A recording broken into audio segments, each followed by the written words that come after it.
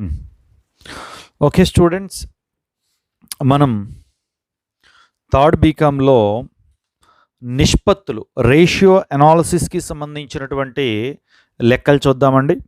Okay, నిష్పత్తుల యొక్క సూత్రాలు మీకు రావాలండి. వచ్చిన తర్వాతే మనం లెక్కల్లోకి వెళ్తే ఈజీగా ఉంటుంది. ఓకే, పాయింట్లోకి రండి. నేను ఆ థియరీ పార్ట్ అంతా కూడా ఇప్పుడు నేను చెప్పట్లేదు, కేవలం డైరెక్ట్గా లెక్కల్లోకి వెళ్తున్నాను, మీకు ఎలా చేయాలో అర్థమవుతుందనే ఉద్దేశంతో.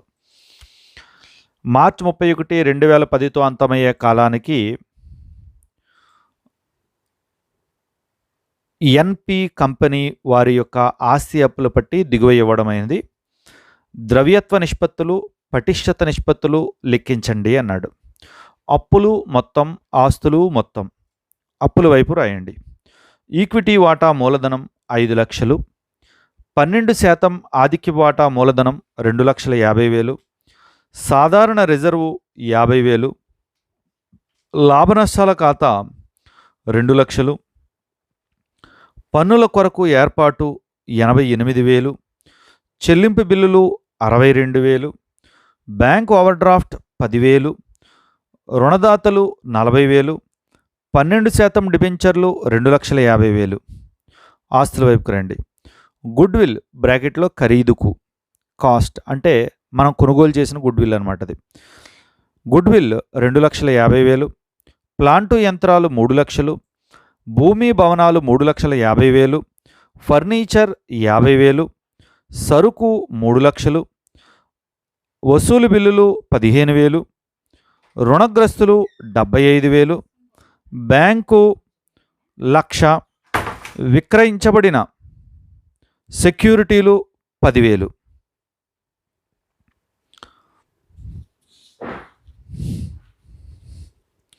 సో ద్రవ్యత్వ నిష్పత్తులు మరియు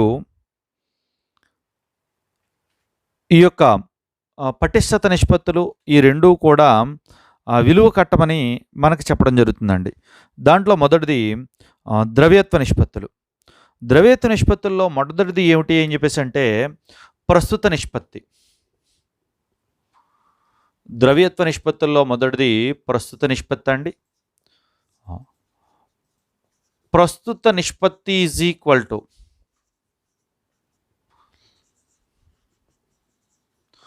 ప్రస్తుత ఆస్తులు బై ప్రస్తుత అప్పులు. ప్రస్తుత ఆస్తులు బై ప్రస్తుత అప్పులు. చూడండి, కరెంట్ రేషియో. ప్రస్తుత నిష్పత్తి ఈజ్ ఈక్వల్ టు ప్రస్తుత ఆస్తులు బై ప్రస్తుత అప్పులు. ప్రస్తుత ఆస్తులు అంటే ఏమిటి, ప్రస్తుత అప్పులు అంటే ఏమిటి అనే విషయాన్ని మనం చూసినట్లయితే, ప్రస్తుత ఆస్తులు అంటే సంవత్సరం లోపులో నగదు రూపంలో మార్చగలిగేటటువంటి ఆస్తుల్ని ప్రస్తుత ఆస్తులు అంటారు. అంటే ఈ యొక్క చేతిలో నగదు, బ్యాంకులో నగదు, సెక్యూరిటీలు, తక్కువ వ్యవధిలో కలిగినటువంటి సెక్యూరిటీలు, సరుకు, రుణగ్రస్తులు, ఇలాంటివన్నీ కూడాను. ఓకే, సో ప్రస్తుత అప్పులు సంవత్సరం లోపల నగదు రూపంలో చెల్లించాల్సినటువంటి అప్పులు ఏవైతే ఉన్నాయో వాటన్నిటినీ కూడా ప్రస్తుత అప్పులు అంటామండి. అంటే రుణదాతలు, చెల్లించవలసిన ఖర్చులు, ఇలాంటివన్నీ కూడా మనకి ప్రస్తుత అప్పులకి, బ్యాంకు ఓవర్డ్రాఫ్ట్, ఇవన్నీ ప్రస్తుత అప్పుల్లోకి రావడం జరుగుతుందండి. ఓకే, ఇచ్చినటువంటి ఆస్తి అప్పుల పట్టీలో మనకి ప్రస్తుత ఆస్తులు ఏమున్నాయి ఫస్ట్ ఇలా రాసుకోవాలండి. ప్రస్తుత ఆస్తులు. ప్రస్తుత ఆస్తులు ఏమున్నాయో అవి ఫస్ట్ సైడ్ హెడ్డింగ్ పెట్టుకుని రాసుకోవాలండి. ఒకటి సరుకు 3 లక్షలు. నెక్స్ట్ వసూలు బిల్లులు 15,000. రుణగ్రస్తులు 75,000. బ్యాంకు 1,00,000 రూపాయలు. విక్రయించదగిన సెక్యూరిటీలు 10,000. టోటల్ 5 లక్షలండి. చూడండి, ప్రస్తుత ఆస్తులు ఏవైతే ఉన్నాయో ప్రస్తుత ఆస్తులు టోటల్ 5 లక్షలు వచ్చింది. ఓకే, సో ఆస్తి అప్పుల పట్టీలో మనకి చూడండి, ఆస్తుల వైపున ఉన్నటువంటి ఈ యొక్క గుడ్విల్లు, ప్లాంట్ యంత్రాలు, భూమి, భవనాలు, ఫర్నిచరు ఇవన్నీ కూడా స్థిరాస్తులు. సరుకు, వసూలు బిల్లులు, రుణగ్రస్తులు, బ్యాంకు, విక్రయించదగినటువంటి సెక్యూరిటీలు, ఇవి ప్రస్తుత ఆస్తులు. ప్రస్తుత ఆస్తులు ఏవైతే ఉన్నాయో ప్రస్తుత ఆస్తులు మొత్తం కలుపుకున్నామండి. దీని తర్వాత ప్రస్తుత అప్పులు. ప్రస్తుత అప్పులు చూడండి. ప్రస్తుత అప్పులు ఏవైతే ఉన్నాయో చూడండి. ప్రస్తుత అప్పుల్లో ఆస్తి అప్పులు బట్టి అప్పుల వైపున ఉన్నటువంటి ప్రస్తుత అప్పులు చూడండి. ఫస్ట్ మనకి ఈక్విటీ వాటా మూలధనం అనేది వాటా మూలధనం యొక్క ఈక్విటీ వాటాదారుల యొక్క నిధులండి అవి. ఆదికి వాటా మూలధనం కూడా వాటాదారుల నిధులండి. సాధారణ రిజర్వ్ అనేటటువంటిది గతంలో సంపాదించిన లాభం అండి, అది వాటాదారుల నిధులు. లాభ నష్టాల ఖాతా అనేది ఈ సంవత్సరం సంపాదించినటువంటి లాభం అండి, అది కూడా వాటాదారుల నిధులండి. పన్నుల కొరకు ఏర్పాటు అనేది ప్రస్తుత అప్పు అండి, పన్నుల కొరకు ఏర్పాటు 88,000. నెక్స్ట్ చెల్లింపు బిల్లులు 62,000. Bank over draft 10,000. రుణదాతలు 40,000. సో 12% డిబెంచర్లు అన్నాడు, దీర్ఘకాలిక అప్పు అండి. సో ప్రస్తుత అప్పు కాదు. సో టోటల్ ఇది ఎంత టోటల్ వచ్చింది అని చెప్పేసి మనం ఒకసారి చూసినట్లయితే 2 లక్షల టోటల్ వచ్చిందండి. ఓకే, సో చూడండి, ఇప్పుడు ప్రస్తుత నిష్పత్తిని ప్రతిక్షేపిస్తున్నాను. ప్రస్తుత ఆస్తులు వచ్చేసినాయి, ప్రస్తుత అప్పులు వచ్చేసినాయి. సో ఈజ్ ఈక్వల్ టు ప్రస్తుత నిష్పత్తి ఈజ్ ఈక్వల్ టు 5 లక్షలు బై ప్రస్తుత అప్పులు 2 లక్షలు ఈజ్ ఈక్వల్ టు మనకి ఎంత వచ్చింది అని చెప్పేసి అంటే 2.5 ప్రస్తుత నిష్పత్తి వచ్చిందండి. 2.5 అంటే దాని అర్థం ఏమిటి అని చెప్పేసి అంటే దీన్ని ఇలా వేసుకుంటాం అనమాట. 2.5:1 అంటే అర్థం ఏంటి అంటే ప్రస్తుత ఆస్తులు 2.5 రూపాయలు అయితే ప్రస్తుత అప్పులు ఈ కంపెనీకి రూపాయి అనమాట. అర్థం అది. లేదా మీరు ఇలాగైనా వేసుకోవచ్చు, 2.5 రెట్లు 2.5 రెట్లు అని చెప్పేసి అయినా సరే వేసుకోవచ్చు. 2.5 టైమ్స్ అని చెప్పేసి అనమాట. అంటే ప్రస్తుత అప్పుల కంటే ప్రస్తుత ఆస్తులు 2.5 టైమ్స్ ఎక్కువగా ఉన్నాయి అని దాని అర్థం. సో ఇలా రెండిట్లో ఏదైనా సరే మనం వేసుకోవచ్చు అండి. సో ఇది ప్రస్తుత నిష్పత్తి ఏదైతే ఉందో ప్రస్తుత నిష్పత్తి అండి. నెక్స్ట్ ద్రవ్యత్వ నిష్పత్తుల్లో రెండవది శీఘ్ర నిష్పత్తి.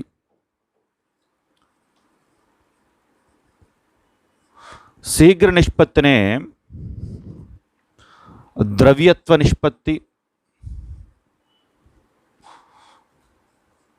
అని కూడా అంటాం.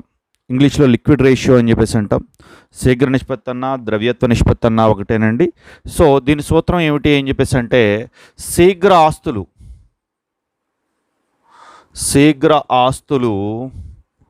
బై ప్రస్తుత అప్పులు. శీఘ్ర ఆస్తులు బై ప్రస్తుత అప్పులు అండి. ఓకే, పాయింట్లోకి రండి. మనం ఈ సూత్రాన్ని ప్రకారం నిష్పత్తి కనుక్కోవాలి అంటే ఆల్రెడీ ప్రస్తుత అప్పులు మనం ఇక్కడ కనుక్కున్నాం చూడండి. ముందు సూత్రంలో ప్రస్తుత అప్పులు కనుక్కున్నాం. మనకు కావాల్సింది శీఘ్ర ఆస్తులు మాత్రమే. శీఘ్ర ఆస్తులు అంటే అర్థం ఏమిటి అంటే మనకి ప్రస్తుత ఆస్తుల కంటే కూడా వేగవంతంగా నగదు రూపంలో మార్చగలిగేటటువంటి వాటిని శీఘ్రాస్తులు అంటాం. సింపుల్ డెఫినేషన్ ఏమిటంటే శీఘ్రాస్తులకి ప్రస్తుత ఆస్తుల్లోంచి సరుకు తీసేస్తే శీఘ్ర ఆస్తులు వస్తాయి అని చెప్పేసి చెప్పడం జరుగుతుందన్నమాట. సో ప్రస్తుత ఆస్తుల్లోంచి సరుకు తీసేస్తే ఇప్పుడు చూడండి, ఆల్రెడీ ప్రస్తుత ఆస్తులు మనం ఇక్కడ వేసుకున్నామండి. దీంట్లోంచి సరుకు తీసేయాలి. దాంట్లోంచి సరుకు కనుక మనం తీసేసినట్లయితే ఈ యొక్క ప్రస్తుత ఆస్తులు శీఘ్ర ఆస్తులు రావడం జరుగుతుందండి. ఇక్కడ నేను రేటింగ్ పెడుతున్నాను చూడండి. శీఘ్ర ఆస్తులు ఈజ్ ఈక్వల్ టు శీఘ్ర ఆస్తులను సైడ్ రేటింగ్ పెట్టుకోవాలండి. పెట్టుకున్న తర్వాత చూడండి, వసూలు బిల్లులు 15,000, రుణగ్రస్తులు 75,000, బ్యాంకు 1,00,000 రూపాయలు, విక్రయించదగిన సెక్యూరిటీలు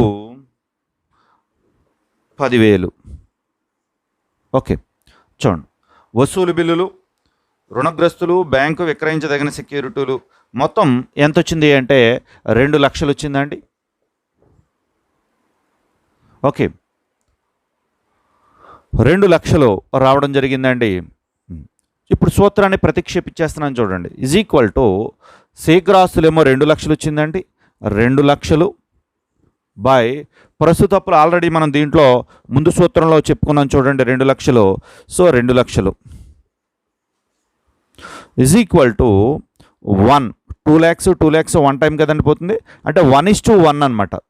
1:1 అంటే శీఘ్రాస్తులు ఒకటైతే ప్రస్తుత అప్పులు ఒకటి, 1:1 లేదా ఒక టైం లేదా ఒక రెట్టు అని చెప్పేసి మనం పెట్టుకోవచ్చండి. సో ఈ విధంగా ఈ యొక్క శీఘ్రాస్తులు ఏవైతే ఉన్నాయో శీఘ్రాస్తులు మనం చూసామండి. ఇక శీఘ్రాస్తుల తర్వాత నెక్స్ట్ అతి ద్రవ్యత్వ నిష్పత్తి, అబ్సల్యూట్ లిక్విడ్ రేషియో. అతి ద్రవ్యత్వ నిష్పత్తి గురించి మనం ఒకసారి చూసినట్లయితే చూడండి. అతి ద్రవ్యత్వ నిష్పత్తి ఈజ్ ఈక్వల్ టు అతి ద్రవ్యత్వ ఆస్తులు బై ప్రస్తుత అప్పులు. అతి ద్రవ్యత్వ ఆస్తులు అంటే అర్థం ఏంటంటే ఇక వెంటనే మనకి ఒక వారం రోజుల లోపల క్యాష్లో మారిపోగలగాలి. సంవత్సరం లోపల క్యాష్లో మారగలిగితే దాన్ని ఏమంటామని చెప్పేసి అంటే ప్రస్తుత ఆస్తులు అంటాం. ఓకే, ఒక 3 నెలల లోపల క్యాష్లో మారగలిగేటటువంటి వాటిని ద్రవ్యత్వాస్తులు అంటాం. అలా కాకుండా ఒక వారం రోజుల లోపల క్యాష్ రూపంలో మారగలిగే ఇమీడియట్గా అంటే జేబులో డబ్బులు ఉన్నట్టుగా అనమాట. సో అలాంటి వాటిని మనం ఏమంటామంటే అతి ద్రవ్యత్వ నిష్పత్తి అని చెప్పేసి అంటామండి. అతి ద్రవ్యత్వ నిష్పత్తినే అబ్సల్యూట్ లిక్విడ్ రేషియో అంటాం, లేదా సంపూర్ణ ద్రవ్యత్వ నిష్పత్తి అని చెప్పేసి అంటామండి. ఈజ్ ఈక్వల్ టు చూడండి, అక్కడ అతి ప్రస్తుత అప్పులు ఆల్రెడీ మన దగ్గర ఉన్నాయి 2 లక్షలు కాబట్టి అతి ద్రవ్యత్వ ఆస్తులు కనుక్కుంటాం చూడండి. అతి ద్రవ్యత్వ ఆస్తులు ఈజ్ ఈక్వల్ టు చూడండి ఏమేమి ఉన్నాయండి అక్కడ. బ్యాంకులో నగదు 1,00,000 రూపాయలు. నెక్స్ట్ అదేవిధంగా ఈ యొక్క విక్రయించదగిన సెక్యూరిటీలు 10,000. అంటే ఇవి స్వల్పకాలిక సెక్యూరిటీలు అండి. విక్రయించదగిన సెక్యూరిటీలు 10,000. ఈ రెండూ కూడా మనం కావాలనుకుంటే బ్యాంకులో నగదు మనం ఇలా తీసుకురావచ్చు ఒక రోజులో. విక్రయించదగిన సెక్యూరిటీలు విక్రయిస్తే 2-3 రోజుల్లో మనకు డబ్బులు వచ్చేస్తాయండి. సో 1,10,000. ఇక మిగిలినటువంటివి ఏవైతే ఉన్నాయో వాటిని మనం లెక్కలోకి తీసుకోకూడదండి. ఈ యొక్క వసూలు బిల్లులు కానీ రుణగ్రస్తులు కానీ ఇవి డబ్బులు వచ్చేదాకా మనకి గ్యారంటీ ఉండదండి. అందుకని చెప్పేసి సో ఇప్పుడు సూత్రాన్ని ప్రతిక్షేపించేస్తున్నాను చూడండి. అతి ద్రవ్యత్వ ఆస్తులు 1,10,000 అండి బై ప్రస్తుత అప్పులేమో 2 లక్షలు అండి. ఈజ్ ఈక్వల్ టు చూడండి ఎంత వచ్చింది అంటే రేషియో 0.55 వస్తుందండి. అంటే 0.55:1. 0.55 అనేటటువంటిది శీఘ్రాస్తులు అయితే ప్రస్తుత అప్పులు ఎంత ఉన్నాయంటే 1 ఉన్నాయండి. ఓకే, నెక్స్ట్ దీంతో మనకి ద్రవ్యత్వ నిష్పత్తులు అయిపోయినాయండి. సో ద్రవ్యత్వ నిష్పత్తుల తర్వాత మనం దేంట్లోకి వెళ్తామని చెప్పేసి అంటే పటిష్ట నిష్పత్తుల్లోకి వెళ్తాం. సంస్థ యొక్క వ్యాపార పటిష్టత ఏ స్థాయిలో ఉంది అనే విషయాన్ని తెలియచేయటం కోసం పటిష్ట నిష్పత్తుల్లోకి వెళ్తామండి. పటిష్ట నిష్పత్తుల్లో మొదటిది ఏమిటి అని చెప్పేసి అంటే డెట్ ఈక్విటీ రేషియో అండి. డెట్ ఈక్విటీ రేషియో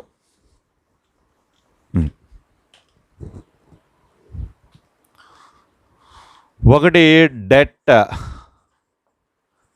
ఈక్విటీ నిష్పత్తి is equal to debt equity నిష్పత్తినే మనం తెలుగులో ఏమంటామంటే అప్పు ఈక్విటీ నిష్పత్తి అని చెప్పేసి అంటాం.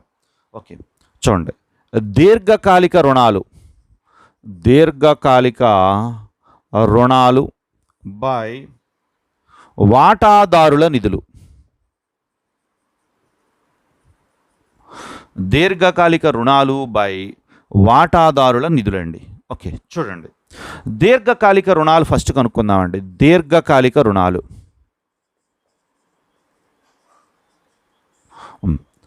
ఆస్తప్పుల పట్టీలో అప్పుల వైపున మనం ప్రస్తుత అప్పులు చూసాం ముందు సూత్రాల్లో. ఇప్పుడు దీర్ఘకాలిక అప్పులు చూద్దాం. చూడండి, దీర్ఘకాలిక అప్పులు ఏమున్నాయంటే అక్కడ 12% డిబెంచర్లు, 12% డిబెంచర్లు ఉన్నాయండి. 12% డిబెంచర్లు 2,50,000. ఓకే, ఇది ఒకటే ఉందండి, 2,50,000 ఒకటే ఉంది. ఇంకా మిగిలిన ఏమన్నా ఉంటే మనం కలుపుతాం. ఓకే, దీర్ఘకాలిక అప్పులు ఇలాగ ఏమన్నా ఇచ్చి ఉంటే మనం కలిపేవాళ్ళం, ఏమి ఇవ్వలేదు కాబట్టి. సో దీర్ఘకాలిక అప్పులు ఎంత అంటే 2,50,000 అయిపోయినాయి. ఇప్పుడు వాటాదారుల నిధులు చూడండి, వాటాదారుల నిధులు. వాటాదారుల నిధులు అంటే ఈక్విటీ వాటా మూలధనం, అదేవిధంగా ఇతర అంశాలు ఏవైతే ఉన్నాయో వాటిని మనం తీసుకోవాలండి. దీంట్లో మొదటిది ఈక్విటీ వాటా మూలధనం. చూడండి, ఈక్విటీ వాటా మూలధనం చూడండి. ఈక్విటీ వాటా మూలధనం ఎంత ఇచ్చాడండి వాడు? 5 లక్షలు ఇచ్చాడండి. ఈక్విటీ వాటా మూలధనం 5 లక్షలండి. తర్వాత ఆధిక్యపు వాటా మూలధనం 2,50,000 అండి. నెక్స్ట్ ఆ తర్వాత సాధారణ రిజర్వు. సాధారణ రిజర్వు అంటే ఏమిటండి? గతంలో సంపాదించినటువంటి లాభాలు ఏవైతే ఉన్నాయో వాటిని మనం రిజర్వులుగా ఏర్పాటు చేస్తాం. దాన్నే సాధారణ రిజర్వ్ అంటారండి. 50,000 అండి. నెక్స్ట్ తర్వాత లాభ నష్టాల ఖాతా. లాభ నష్టాల ఖాతా 2,50,000. ఓకే, సో ఈ విధంగా ఈ యొక్క ప్రస్తుత ఇంకేమైనా ఉన్నాయో చూడండి, ఇంకేమీ లేవండి మనకి. సో వీటిని మనం కలిపేయండి. చూడండి, 7, 50, 8, 10 లక్షలు. సారీ, లాభ నష్టాల ఖాతా 2 లక్షలేనండి.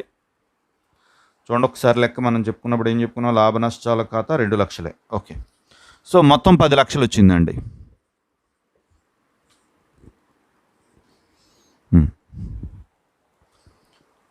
దీర్ఘకాలిక నిధులు అదేవిధంగా వాటాదారుల నిధులు రెండూ కూడా కనుక్కున్నాను. సూత్రాన్ని ప్రతిక్షేపించేస్తున్నాను. చూడండి, దీర్ఘకాలిక నిధులేమో దీర్ఘకాలిక అప్పులేమో 2,50,000.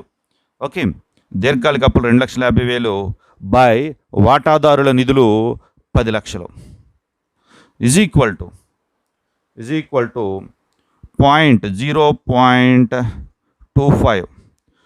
0.25 అంటే 0.25 ఏమో దీర్ఘకాలిక రుణాలు అయితే ₹1 పావలా ఏమో దీర్ఘకాలిక రుణాలు, రూపాయి ఏమో ఈ యొక్క వాటాదారుల నిధులుగా ఉంది అని చెప్పేసి మనకు అర్థమవుతుంది ఈ నిష్పత్తిని బట్టి. ఏమండి? నెక్స్ట్ తర్వాత యాజమాన్యపు నిష్పత్తి అండి. యాజమాన్య నిష్పత్తి. నికర ఆస్తుల విలువ బై మొత్తం ఆస్తులు.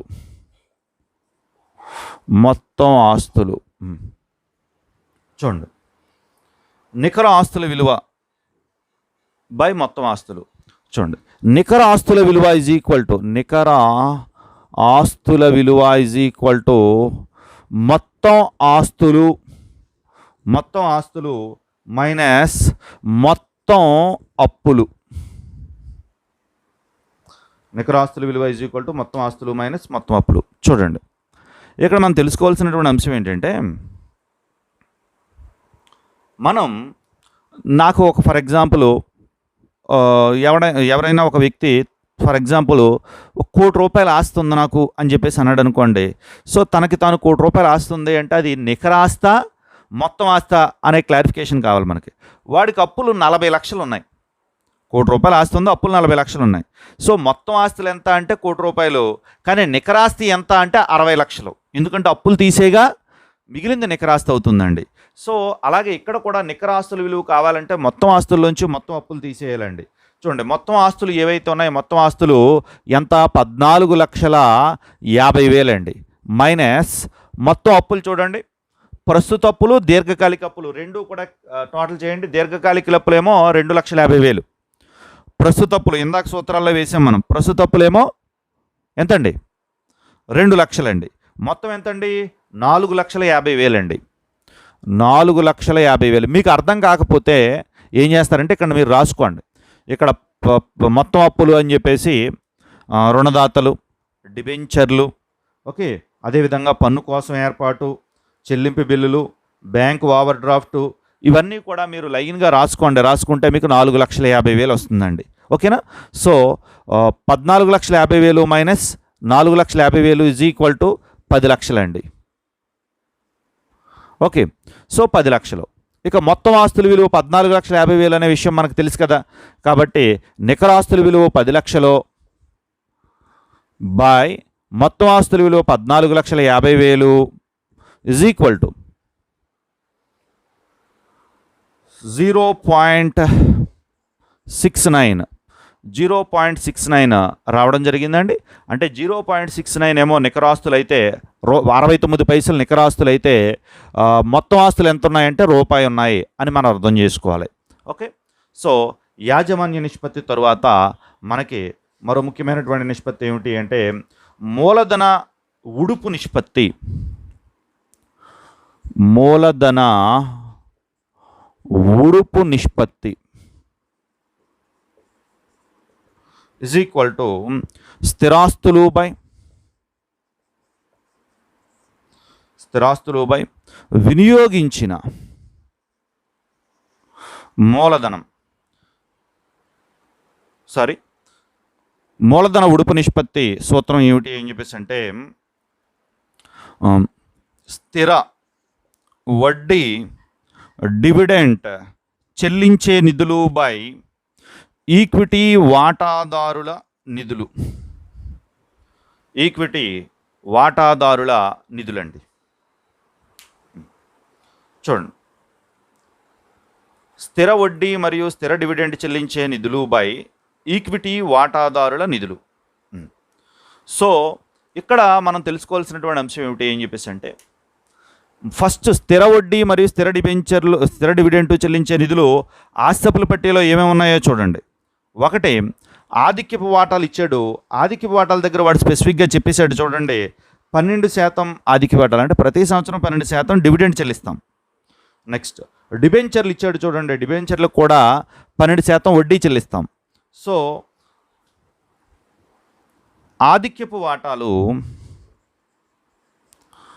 2,50,000 ప్లస్ డిబెంచర్లు 2,50,000 ఈజ్ ఈక్వల్ టు 5 లక్షలు అండి.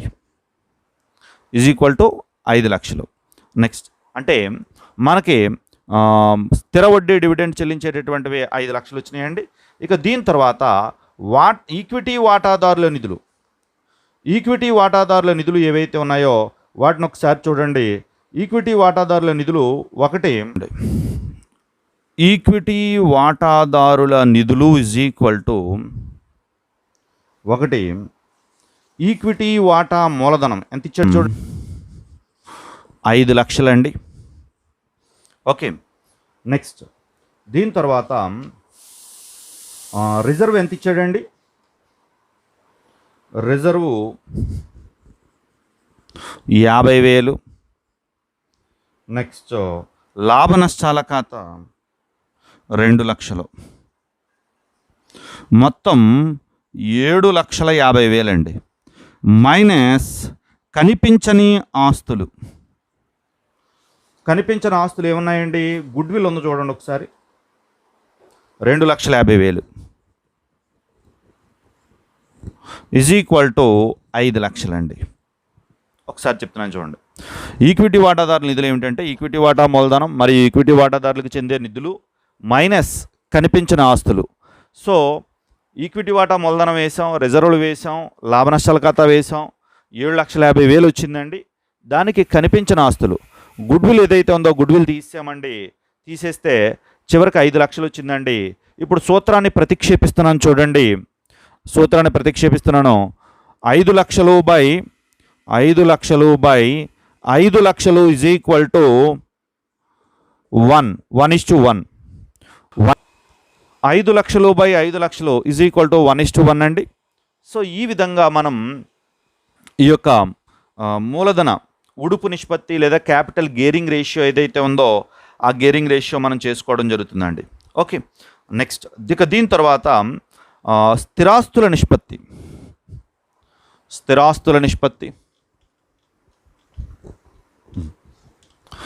స్థిరాస్తుల నిష్పత్తి ఈజ్ ఈక్వల్ టు స్థిరాస్తుల నిష్పత్తి ఈజ్ ఈక్వల్ టు స్థిరాస్తులు బై వినియోగించిన మూలధనము.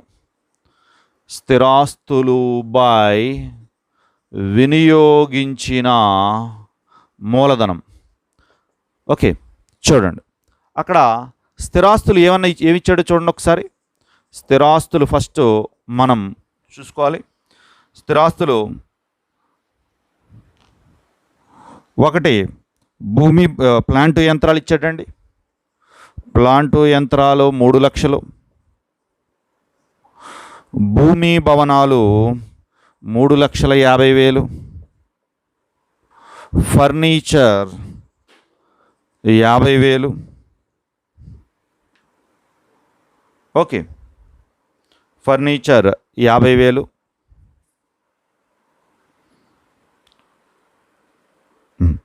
సో అంతేకాకుండా ఈ యొక్క గుడ్విల్ ఏదైతే ఉందో గుడ్విల్ 2,50,000. చూడండి ఇక్కడ గుడ్విల్ ఖరీదుకి అని చెప్పించాడు. ఖరీదుకు అని ఇవ్వకపోతే మనం తీసుకోకపోయినా పర్వాలేదు తప్ప, ఖరీదుకు అంటే అర్థం ఏమిటి అంటే మనం వేరే వ్యాపార సంస్థ నుంచి ఎక్కడో కొనుగోలు చేసాం అని చెప్పి దాని అర్థం గుడ్విల్. సో అది మనం సృష్టించింది కాదు, కొనుగోలు చేసినటువంటి గుడ్విల్. కాబట్టి దాన్ని కూడా స్థిరాస్తిగానే మనం తీసుకోవడం జరుగుతుందండి. సో 9,50,000 మనకి ఈ యొక్క స్థిరాస్తులు రావడం జరిగింది. ఇక వినియోగించిన మూలధనం ఈజ్ ఈక్వల్ టు మనకు వినియోగించిన మూలధనం కనుక్కోవడానికి చాలా రకాలైనటువంటి సూత్రాలు ఉన్నాయి. ఓకే, దాంట్లో వినియోగించిన మూలధనానికి వాటాదారుల నిధులు ప్లస్ దీర్ఘకాలిక రుణాలు. వాటాదారుల నిధులు ప్లస్ దీర్ఘకాలిక రుణాలు. యాక్చువల్గా గతంలో వాటాదారుల నిధులు మనం ముందు సూత్రంలో వేసాం చూడండి ఒకసారి. ఇది డెట్ ఈక్విటీ నిష్పత్తిలో వాటాదారుల నిధులు 10 లక్షలండి. ప్లస్ దీర్ఘకాలిక రుణాలు ఓన్లీ డిబెంచర్లు ఒకటే ఉందండి, 2,50,000 ఈజ్ ఈక్వల్ టు 12,50,000 అండి. సో ఇక సూత్రాన్ని ప్రతిక్షేపించేయండి. స్థిరాస్తులు 9,50,000 by 12,50,000 is equal to 0.76:1. Okay, so ఈ విధంగా మనం నిష్పత్తులు ఏదైతే ఉందో నిష్పత్తుల యొక్క లెక్క చేయటం అనేటటువంటిది జరుగుతుందండి.